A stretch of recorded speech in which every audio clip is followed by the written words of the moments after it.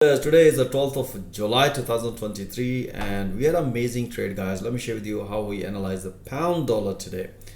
And if you look at the 4-hour chart, our bias was long on pound dollar, and if you look at here today, as explained, you can see here the price came back to this high, price nicely broken after the breakout, so we were expecting another pullback.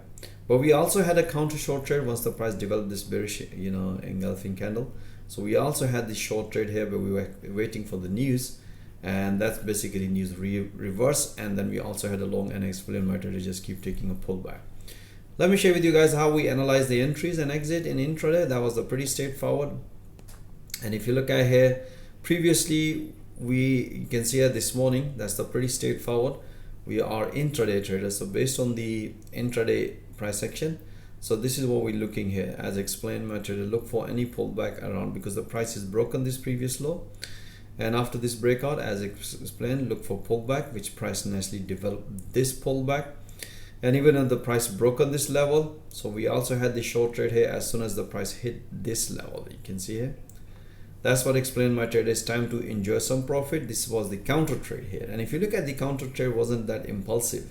So bank some profit just before the news. As explained, let's wait for the news to release, and then we'll see how the market is going to react as based on the 4-hour analysis. And that's what explained to our trader. If the price gonna break one of these levels, that's the sign of continuation. As you can see, the news wasn't good for the dollar. That's pretty straightforward. We explained, trader, this is the opportunity, this is the level. So technically the price should respect, but price refuse. And after that, as just explained, my trader just keep taking a pullback. We banked some profit. After banking some profit, we did another analysis instantly, because we have seen the bearishness on the dollar. As you can see here, the previously price respected around this level. So we had this beautiful, because that's what we explained in detail through live analysis.